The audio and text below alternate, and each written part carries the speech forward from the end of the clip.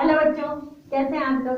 जैसे कि हम लोग ह्यूमन डाइजेस्टिव सिस्टम पढ़ रहे हैं, तो ह्यूमन डाइजेस्टिव सिस्टम में हम लोगों ने बकल कैविटी का जितना भी पोर्शन है वो हम लोगों ने क्लियर कर लिया है। तो बकल कैविटी से हम लोग कल इसोफेगस के बारे में स्टडी किए थे, उससे पहले हम लोगों ने फेरिंग्स वगैरह देखा। तो हमें ये ध्यान में रखना चाहिए कि हमारे माउथ कैविटी में जो हम लोगों ने डाइजेस्टिव सिस्टम का डायग्राम बनाया था, तो डाइजेस्टिव सिस्टम में हम लोगों ने यहाँ पे कुछ ग्लैंड्स भी बनाई थी, आपको यदि ध्यान में है तो वो ग्लैंड होती है, वो कौन सी होती है, स्लेवरी ग्लैंड। जो हमारे स्लेवरी ग्लैंड है जिसको हम लार ग्रंथि बोलते हैं, वो एक प्रकार की एक्सोक्राइन ग्लैंड है। एक्सोक्राइन की बात करूँ तो बहिर्स्रावी, जो क्या करती है, अपने डक्ट्स के थ्रू, जो अपनी नलिकाओं के थ्रू बाहर की तरफ सिक्रेट होती है।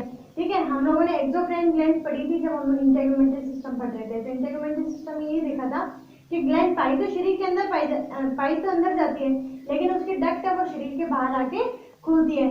तो इसी टाइप से आपको यहाँ पे डायग्राम जो दिखाई दे रहा है, इस डायग्राम में क्या पाई जा रही है, 3 टाइप की हमारे स्लेवरी ग्लैंड, जो लार ग्रंथियां है वो पाई जाती है अपने शरीर में। अब मैं यहाँ बात करूँ कि जो लार ग्रंथि की उत्पत्ति है, अब बकल कैविटी है, हम आ करेंगे तो हमें बकल कैविटी हमारी दिखाई देगी। ठीक है, और जो डक्ट्स है वो भी आगे कहाँ खुल रही है, स्किन पे, दांत पे जो बाहर आके खुल रही है। ठीक है, तो इस टके में हम बोल सकते हैं कि यहाँ जो इसका ओरिजिन है वो कैसा रहेगा, एक्टोडर्मल। और बाकी जो हम लोग 2 डाइजेस्टिव ग्लैंड पढ़ेंगे, हम लोगों ने देखा था कि लीवर है वो हमारे शरीर की सबसे बड़ी ग्रंथि है, सबसे बड़ी ग्लैंड है, उसकी स्टडी में हम एंडोक्राइन में करेंगे। एंड देन मैं बात करूँ यहाँ पे पैंक्रियाज जो अग्नाशय कहलाता है, तो अग्नाशय की स्टडी भी हम लोग एंडोक्राइन ग्लैंड में करेंगे। तो यहाँ पे आज जो मैं स्टार्ट करने वाली हूँ वो है हमारा स्लेवरी ग्लैंड, जो लार ग्रंथियां कहलाता है, और इसका ओरिजिन मैंने आपको बता दिया कि इसका ओरिजिन कैसा है, एक्टोडर्मल है। उसके बाद में मैं बात करूँ कि इसको एक्सोक्राइन क्यों कह रहे हैं, क्योंकि बिकॉज हैव डक्ट, मतलब इसके अंदर क्या पाई जा रही है, डक्ट्स है वो पाई जाती है, नलिकाएं हैं वो पाई जाती है, और नलिकाएं बाहर जाके सिक्रेशन करती है। उसके बाद में मैं बात करूँ कि स्लेवरी ग्लैंड्स है वो किसका सिक्रेशन करेगी, तो स्लेवरी ग्लैंड्स है वो स्लाइवा का, जो लार होती है उसका सिक्रेशन करती है। अब हम भोजन कर रहे हैं, ठीक है, अब उस भोजन को लसलसा जो बनाने का काम है, ठीक है, जिसके कारण क्या होता है कि हमारी बॉडी में इजीली है ना फूड है वो अंदर चला जाता है, तो उसको क्या बोलते हैं, बोलस।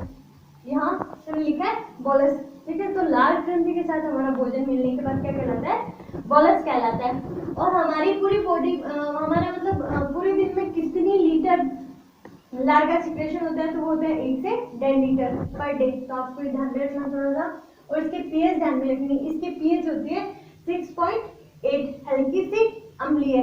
ठीक है, अब ये क्या करती है, हमारे जैसे हम भोजन कर रहे हैं, भोजन में हम लोग अम्लीय भी लेते हैं, तो हमारी जो माउथ का बकल कैविटी का जो पीएच है उसको मेंटेन करने का भी काम ये स्लेवरी ग्लैंड है वो करती है। ठीक है, उसके बाद मैं बात करूँ कि जो स्लेवरी ग्लैंड है, अब ये है कि मैं ग्लैंड्स का नाम ले रही हूँ, हो सकता है नहीं समझ में आए जो कोई पहली बार पढ़ रहा है।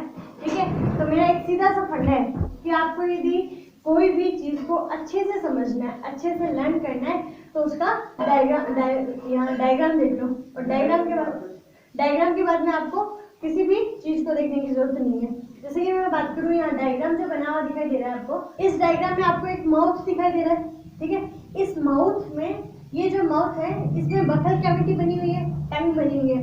ठीक है, और एक मैंने यहाँ पे ईयर भी मेंशन किया है जो हमारा कान होता है। तो यहाँ पे मैं बोलूँ कि जो स्लेवरी ग्लैंड है, जो लार ग्रंथियां है, वो मनुष्य में 3 जोड़ी पाई जाती है। मैंने यहाँ लिखा है in human 3 types of slavery glands. कितने टाइप की पाई जाएगी, 3 टाइप्स की पाई जाएगी, और 3 पेयर पाई जाएगी। मतलब 3 का रेशियो इस साइड है तो 3 का रेशियो 3 ही इस साइड होगा। तो टोटल कितनी हो गई स्लेवरी ग्लैंड हमारे 6, 3 जोड़ी में पाई जाती है। अब 3 जोड़ी में मैं बात करूँ, जो यहाँ पे आपको येलो कलर में दिखाई दे रही होगी, इसका नाम है पैरोटिड ग्लैंड। पैरोटिड ग्लैंड, तो पैरोटिड ग्लैंड है वो क्या है, सबसे लार्जेस्ट होती है। ठीक है, अभी मैं थ्योरी समझाऊंगी तो मैं आपको वापस क्लियर कर दूंगी। अभी आप एक बार डायग्राम देख लीजिए कि कौन सी ग्रंथि है वो कहाँ पे हमारे उपस्थित होती है। तो पैरोटिड ग्लैंड है वो कान के जस्ट नीचे वाली साइड में पाई जाएगी, कान के जस्ट नीचे वाली साइड में पाई जाएगी, क्योंकि सबसे बड़ी लार ग्रंथि होती है। ठीक है, अब है कि जो भी लार ग्रंथि, और हम लोग एक्सोक्राइन ग्रंथि की बात करें तो उसमें हो ना हो क्या पाई जाती है, नलिका पाई जाती है। तो यहाँ पे नलिका दिख रही है आपको। ठीक है, और ये नलिका आके खुल कहाँ रही है, हमारे ऊपरी जबड़े में। ठीक है, तो यहाँ पे ऊपरी जबड़े में आके खुल रही है, और इसका नाम क्या रहेगा, डक्ट ऑफ स्टेंसन। ठीक है, तो आपको ये ध्यान में रखना है। उसके बाद में मैं बात करूँ कि यहाँ पे टंग दिख रही है आपको, अब टंग के नीचे एक ब्लू कलर की ग्लैंड बनाई है, इसका नाम क्या है? Sublingual gland. लिंगुअल वर्ड है, हम लोगों ने जैसे लिंगुअल वो टॉन्सिल पढ़ा था उसी टाइप से लिंगुअल, और सब लिंगुअल का मतलब हो गया कि जीभ के नीचे वाली साइड में पाई जाने वाली ग्रंथि है। अब सब लिंगुअल है और सब लिंगुअल में आपको दिख रहा है कि डक्ट्स है वो बहुत सारी है। अब इन डक्ट्स का नाम क्या रहेगा? Bartholin's duct. तो इस टाइप से आपको ये डक्ट का नाम ध्यान में रखना है और सब लिंगुअल ग्लैंड का नाम ध्यान में रखना है। उसके बाद मैं बात करूँ कि मैंने यहाँ पे ग्रीन कलर की ग्लैंड और बता रखी है, दिखाई दे रही है आपको? अब ये जो ग्रीन कलर की ग्लैंड है इसको सब मैक्सिलरी ग्लैंड बोलते हैं और ये सबसे छोटी होती है। ठीक है, ग्लैंड क्या होगी? ये सबसे छोटी। और जो सब मैक्सिलरी ग्लैंड है, सब मैक्सिलरी ग्लैंड को अपन सब मैंडिबुलरी ग्लैंड भी बोल सकते हैं, क्योंकि क्या होता है कि जहाँ पे दोनों जबड़े आगे जाके अटैच होते हैं, ज्वाइंट होते हैं, उन्हीं के ज्वाइंट पे ये ग्लैंड है वो पाई जाती है। तो सब मैक्सिलरी भी बोल सकते हैं और सब मैंडिबुलरी बोल सकते हैं, और ये सबसे छोटी रहेगी। और वार्टन्स इसकी डक्ट रहेगी, तो डक्ट का भी नाम आपको ध्यान में रखना है। तो इस तरह से मैंने आपको यहाँ पे डायग्राम में मोटा मोटी जो शो किया है वो क्या है कि आपको ग्लैंड शो होगी और आपको डक्ट है वो शो होगी। सबसे ज्यादा क्वेश्चंस है वो यहीं पे पूछे जाते हैं। उसके बाद में मैं बात करूँ यहाँ पे कि एक्सोक्राइन ग्लैंड में हम लोग जो लाल ग्रंथि पढ़ रहे हैं, तो लाल ग्रंथियां है वो हमारी 3 जोड़ी पाई जाती है। वो कौन सी है? सबसे पहली है वो है हमारे पैरोटिड ग्लैंड। पैरोटिड ग्लैंड को हिंदी में बोलते हैं कर्णमूल ग्रंथि, मतलब हमारी कान की मूल, यहाँ पे कान के नीचे की साइड में पाई जाएगी। ठीक है, सबसे लार्जेस्ट होगी, ये बात आपको ध्यान में रखनी है। फिर located below the year, year के जस्ट नीचे पाई जा रही है। और एक पैर है, इसकी मैंने डक्ट यहाँ पे लिख दी, स्टेंशन नलिका। ठीक है, उसके बाद में हम बात करें कि ये खुलेगी कहाँ पे, तो ये खुल कहाँ रही है? ऊपरी जो मतलब ऊपरी जबड़े पे आके खुल रही है, तो ये आपको ध्यान में रखना है। और 20 से 25% स्लाइवा का सिक्रेशन है वो ये पैरोटिड ग्लैंड करती है। उसके बाद में हम बात करें कि जो पैरोटिड ग्लैंड है और सबसे बड़ी होती है, कान के नीचे पाई जाती है। फिर है कि इसमें यदि कोई वायरस का इन्फेक्शन हो जाए, ध्यान में रखना है, इससे भी क्वेश्चन पूछा जाता है कि यदि कोई वायरस का इन्फेक्शन हो जाए, वायरस भी कौन सा? Paramyxo virus. अब पैरामिक्सो वायरस उसको इन्फेक्टेड करेगा तो वो ग्रंथि क्या हो जाएगी? सूज जाएगी, और ग्रंथि सूजने से हमें दर्द का अनुभव होगा। तो मैंने यहाँ पे स्वेलिंग एंड पेन लिखा है। देन इस डिजीज को क्या कहेंगे? मम्स। ठीक है, तो मम्स कौन सी ग्लैंड को इफेक्ट करेगा? हमारे पैरोटिड ग्लैंड को इफेक्ट करेगा। ठीक है, और एक हम लोग यहाँ पे लाल ग्रंथि में अभी जब हम ये कंपोजिशन पढ़ेंगे तो हम देखेंगे कि जो सबसे इंपॉर्टेंट एंजाइम होता है टाइलिन एंजाइम, उस टाइलिन एंजाइम को सिक्रेट करने का काम भी किसका होता है? पैरोटिड का होता है। ठीक है, उसके बाद में हम बात करें कि यहाँ जो स्नैक्स होते हैं, स्नैक में मैंने जो कल आपको बताया था दांत के स्ट्रक्चर समझाते टाइम कि यहाँ पे कॉर्नर्स में विष ग्रंथियां पाई जाती है, पॉइजनस ग्लैंड पाई जाती है। अब वो जो पॉइजनस ग्लैंड है वो किसका मॉडिफाइड स्ट्रक्चर है? पैरोटिड ग्लैंड की मॉडिफाइड स्ट्रक्चर, मतलब रूपांतरित संरचना है। तो आप लोग जितना भी है कि मैं आपको नोट्स प्रोवाइड करवा रही हूँ, उसके साथ में जो मैं यहाँ पे जितना भी बोर्ड पे लिखती हूँ उसको प्लीज आप शॉर्ट नोट की तरह लिख लीजिए, ताकि आपको इजी रहे पढ़ने के लिए, याद करने के लिए, कि आपको सीधा लर्न हो जाएगा कि यार हम लोगों ने इस साइड ये चीज लिखी थी तो हमें ये चीज याद है। ठीक है, उसके बाद हम बात करेंगे सेकंड जो ग्लैंड है वो है सब मैक्सिलरी या सब मैंडिबल ग्लैंड। जो सब मैक्सिलरी या सब मैंडिबुलर बोल रही हूँ मैं, तो वो कहाँ पाई जाएगी? सीधा नाम से आपको ध्यान में आ गया कि ये दोनों के जंक्शन पे पाई जा रही है। ठीक है, तो यहाँ पे लिखा हुआ है कि ये पाई कहाँ जाती है? At the junction of upper and lower jaw, मतलब जबड़ों के दोनों जंक्शन पे यहाँ प्रेजेंट होती है। मीडियम साइज में क्या रहेगी? एकदम मीडियम। वो क्या है? सबसे लार्जेस्ट। और सब लिंगुअल है वो सबसे स्मॉलेस्ट रहेगी, तो आप ध्यान में रखना। इसकी जो डक्ट है वो कौन सी होगी? Wharton duct. और इसमें ये ध्यान में रखना कि ग्रंथि तो क्या है? ये सबसे छोटी है, लेकिन यहाँ आपको डायग्राम में भी दिखाई दे रहा होगा कि यहाँ पे मैंने ग्लैंड बनाई है। ग्लैंड एक्चुअली में यहाँ होगी। ठीक है, अब इस यहाँ से लेके और यहाँ तक आगे तक जो हमारे इंसिजर होते हैं, ठीक है, जो मैंने बताया था कृदनक होता है, कृदनक तक ये नलिका आएगी। तो ये नलिका को लेके आने का काम है। ठीक है, तो यहाँ पे जो नलिका होगी वो स्लेवा को लेके आ रही है, वो सबसे लंबी है। तो यहाँ पे आपको क्वेश्चन बनता है कि जो लार्जेस्ट डक्ट है, लार्जेस्ट स्लाइवरी डक्ट है, वो कौन सी होगी? तो वो यहाँ सब मैक्सिलरी वाली जो कौन सी है? Wharton duct. तो आपको ये बात ध्यान में रखनी है। ग्लैंड तो सबसे स्मॉलेस्ट है, लेकिन वाटर डक्ट है वो सबसे लार्जेस्ट जो हमारे डक्ट होती है वो है। फिर ये कहाँ खुल रही है, ये हमारे इंसिजर टिप पे आके खुल रही है। आप आगे की तरफ दिख रहा है ये डक्ट आगे खुलने को जबड़े के साथ भी खुल सकती थी, लेकिन यहाँ पे कहाँ खुल रही है, यहाँ पे इंसिजर की तरफ। तो इसके डक्ट की साइज क्या होगी, बहुत लंबी होगी। ठीक है, उसके बाद में हम थर्ड बात करें सबलिंगुअल। सबलिंगुअल को बोलते हैं अधोजीवा, मतलब जो जीभ के नीचे वाली साइड में पाई जाती है। दिखाई दे रही है आपको ब्लू कलर की, जो जीभ के नीचे पाई जा रही है और सबसे क्या है स्मॉलेस्ट प्रेजेंट क्या है ये फ्लोर, जो क्या हम बोले कि जीभ के नीचे की तरफ पाई जा रही है। फिर एक इसमें बहुत सारी डक्ट्स अराइज हो रही है, मैनी डक्ट्स अराइज, 1 2 3 4 5 डक्ट्स आपको दिख रही है खूब सारी। इन डक्ट्स को कहेंगे डक्ट ऑफ रिमिनस। अब यहाँ पे माना बार्थोलिन डक्ट भी कहा है और डक्ट ऑफ रिमिनस भी कहा है, तो आपको ध्यान में रखना है कि रिमिनस डक्ट का क्वेश्चन है वो ज्यादा पूछा जाता है कि रिमिनस डक्ट है वो कहाँ पे प्रेजेंट होती है। ठीक है, तो आप इस टाइप से ये ध्यान में रख लीजिएगा। और सबलिंगुअल है वो कहाँ खुल रही है, ओपन कहाँ हो रही है, तो वो हो रही है ventral side of the tongue, मतलब टंग की वेंट्रल साइड। जो ऊपर वाली साइड रहेगी वो क्या रहेगी डोर्सल, और जो नीचे वाली साइड रहेगी वो क्या रहेगी वेंट्रल, तो ventral side of tongue. Clear आपको। उसके बाद में हम बात करें कि यहाँ हम लोगों ने ह्यूमन फिजियोलॉजी पढ़ रहे हैं, तो ह्यूमन फिजियोलॉजी में क्या होगा, सिलेवरी ग्लैंड है वो 3 ही टाइप्स की होगी। ठीक है, कुछ आपको बेसिक नॉलेज के लिए ध्यान में रखना है, तो आप ध्यान रख लीजिए कि जो रैबिट होते हैं और उस रैबिट में 4 पेयर पाई जाती है। जैसे 3 पेयर तो वो पाई जा रही है, मतलब पैरोटिड, सबलिंगुअल और सब मैक्सिलरी, ये तो प्रेजेंट है ही। उसके साथ में जो एक्स्ट्रा ग्लैंड पाई जा रही है 4th टाइप की, वो क्या है इंफ्रा ऑर्बिटल। Infra orbital. और मैंने आपको कहा है कि आपको जैसे कई बच्चे जो हिंदी मीडियम से हैं पढ़ रहे हैं, तो उनको हिंदी में नोट्स अवेलेबल नहीं करवाऊंगी मैं यहाँ, क्योंकि मेरी हिंदी में राइटिंग अच्छी नहीं है। तो आप लोग इंग्लिश में लिखो, जिससे क्या आपको भी हैबिट हो जाए लिखने की और आगे पढ़ने की।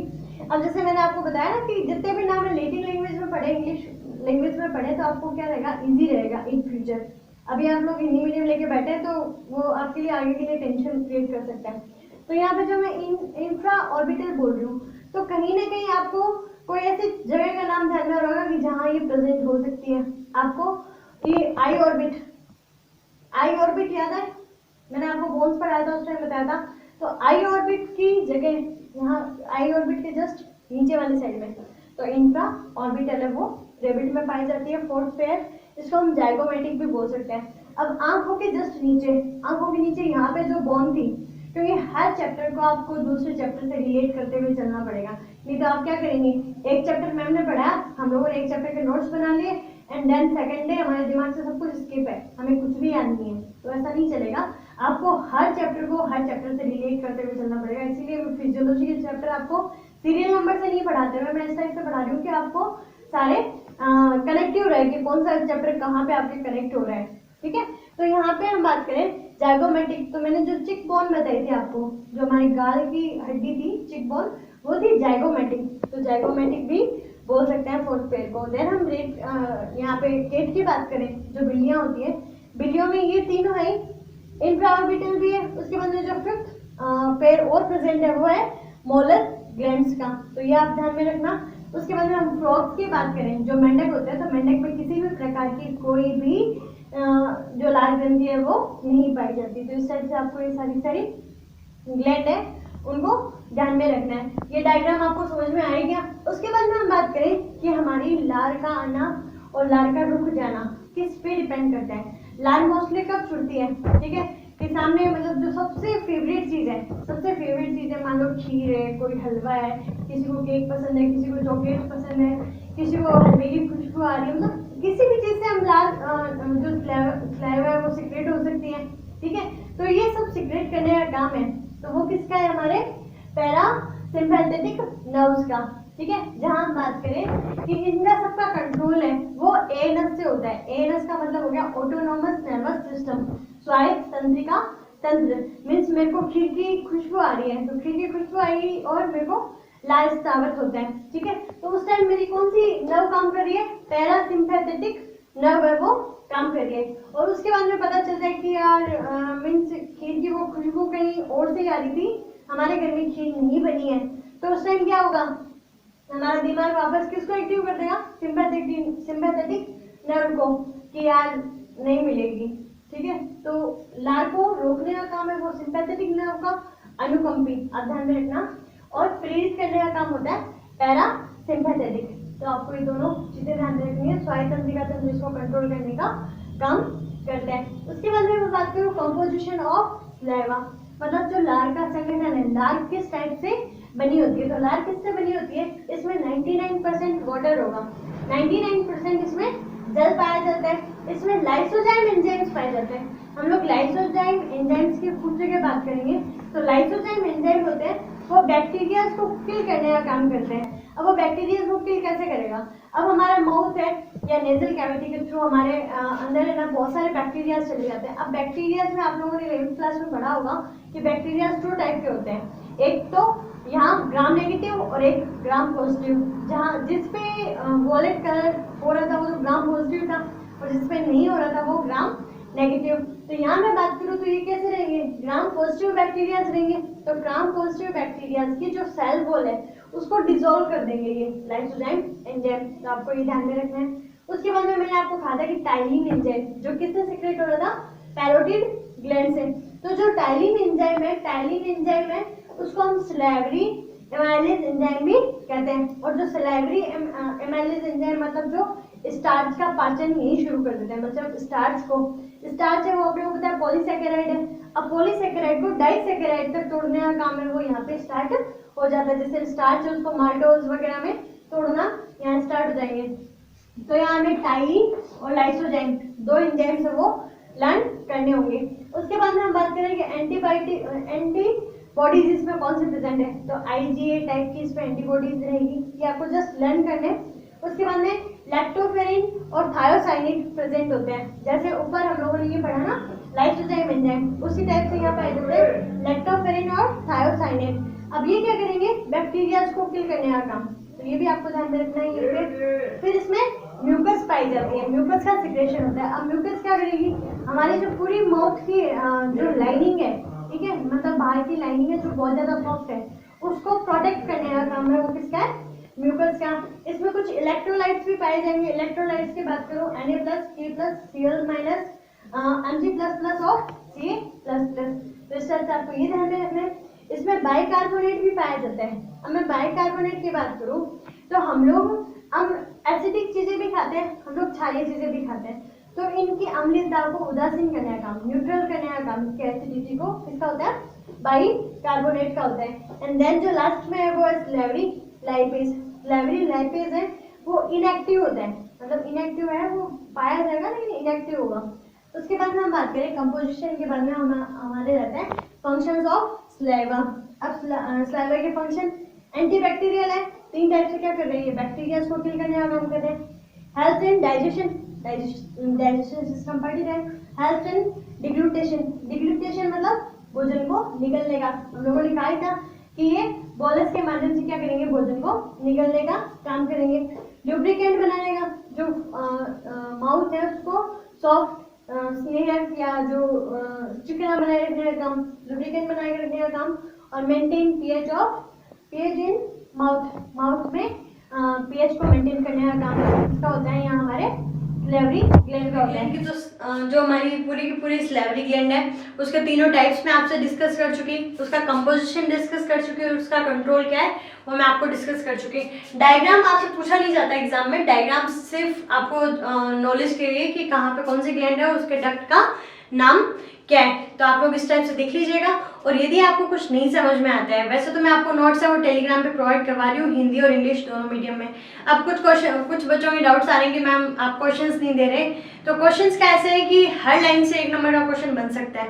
और मैंने आपको बताया था कि क्वेश्चंस है वो मैं आपको साथ साथ में बताते चलूंगी, क्योंकि इतने सारे क्वेश्चंस लिखना पॉसिबल नहीं है।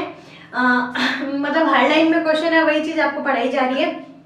तो आप टेलीग्राम पे हिंदी मीडियम और इंग्लिश मीडियम दोनों के नोट्स है वो आप देख लीजिएगा।